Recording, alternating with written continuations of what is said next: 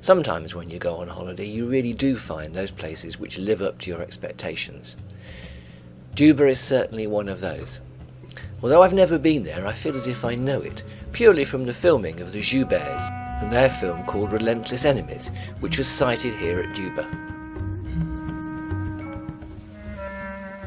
If anything, it's the way in which the lions here have learned to adapt to this terrain and use it to their advantage that singles out what makes them different from lions everywhere else.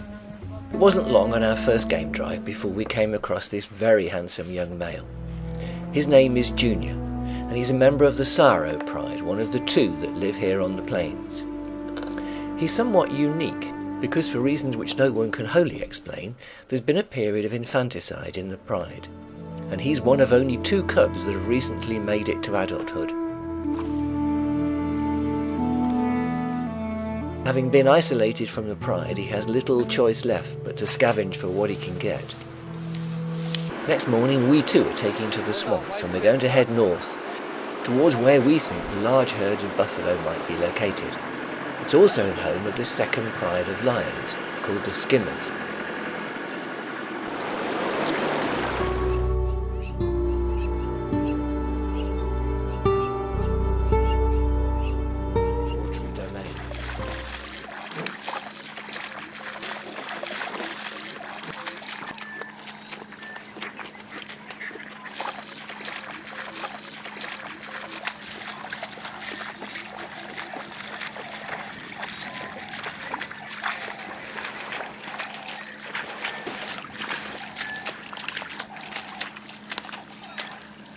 On the afternoon game drive, it didn't take us very long to find our 2 lions again that we'd been watching in the morning, but this time the circumstances were clearly going to lead in one direction only.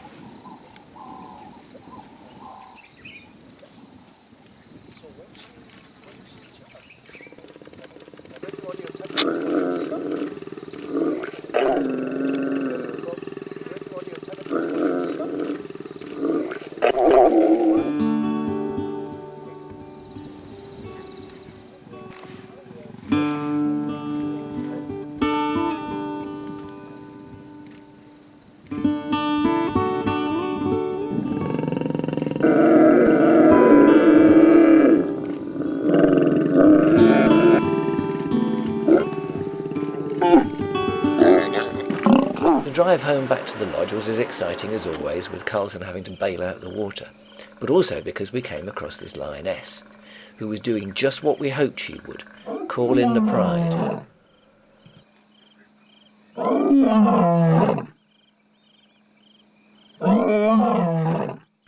We knew the Saro pride had been pretty widely dispersed, but if her calls had had any effect, then it augured well for our chances of seeing a hunt today. At this stage we still didn't know whether the lions had come together, but then suddenly the first one appears.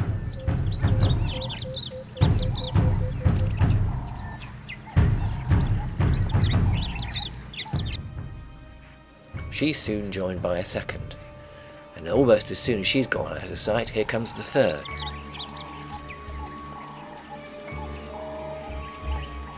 By now 2 more lionesses have joined the main group, and as they all slowly move forward, we follow suit.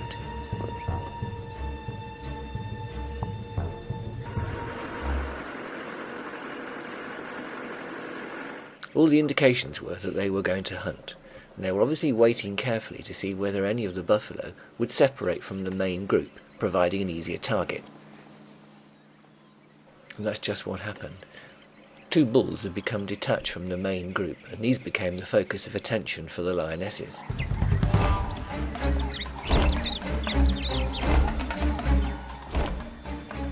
This cat is known as Silver Eye. How she lost the sight in her right eye no one really knows, but it hasn't deterred her from becoming one of the leaders of the group, and she's often to be found out ahead leading the hunt.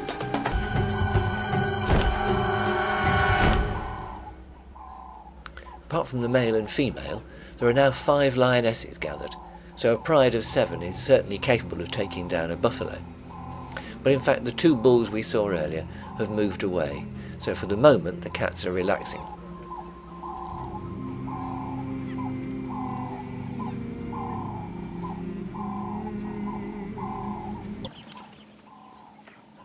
It's when the cats get up close like this that you really begin to see just how big they are. Their legs are enormous because obviously they're coping with living in a watery terrain. In fact, they don't just live in it, they thrive on it. They use it to their advantage and often will drive the buffalo into the water because it slows them down and makes them an easier target.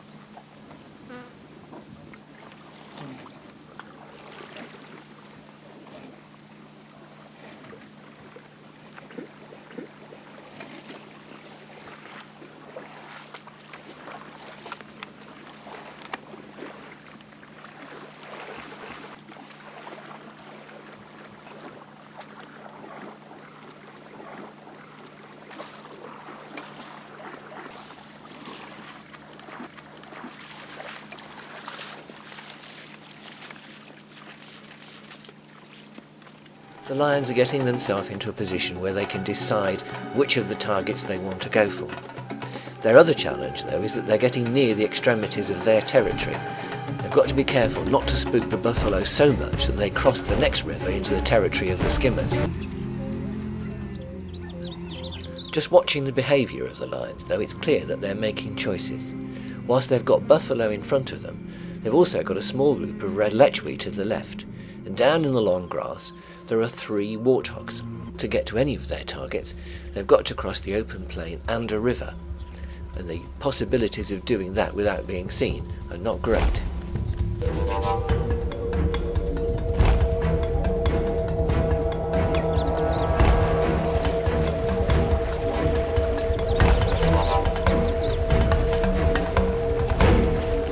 The water's also a barrier for us. By the time we've got ourselves into position the other side of it, one of the lionesses has made the decision to go.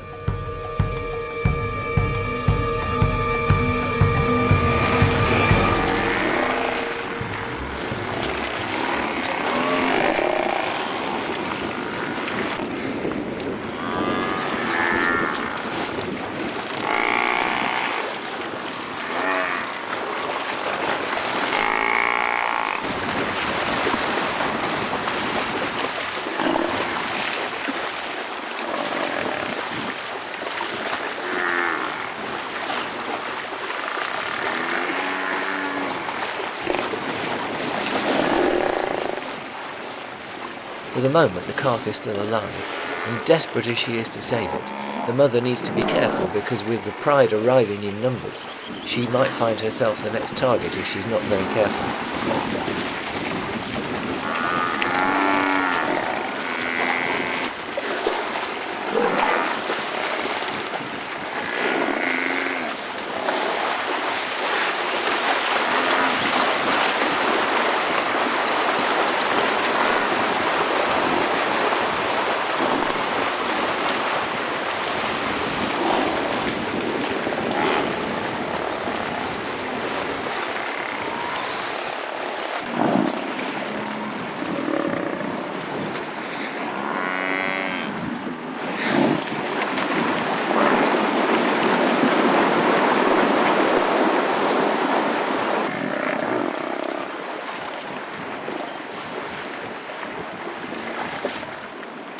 The lionesses are very conscious they need to eat quickly because they've seen on the horizon the male is arriving, and if he comes and takes over, they will get nothing.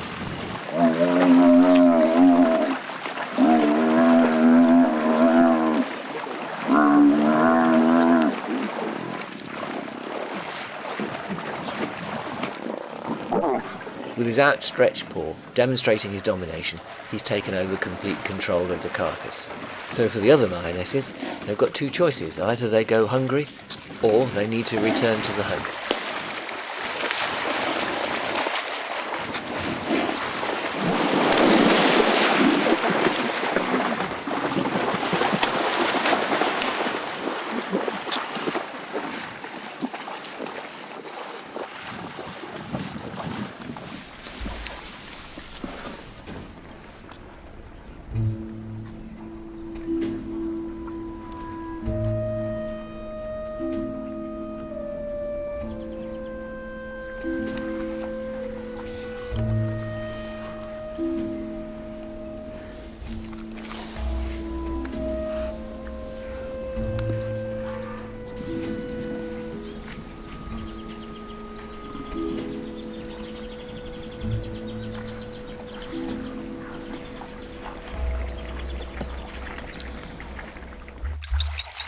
Clearly the lionesses have made their decision.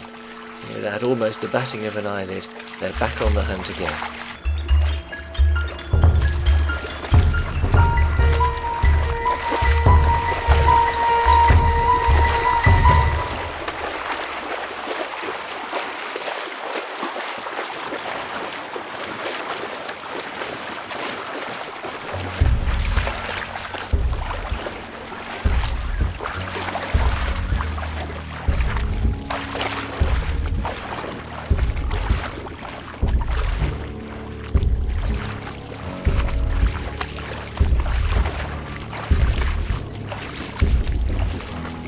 The lions continued to keep a very close eye on the buffalo, but with the light failing it was obvious that nothing further was going to happen that night, and so we began to make our plans for returning to the lodge. Next morning, though, there's one last opportunity to see whether anything has happened overnight. Before we got very far at all, we've come across two more lions. These are not the same two that we've seen mating for the last couple of days. In fact, these are from the skimmer pride. But they're running high risk being in Saro territory. But for the moment, they're not bothered by that too much.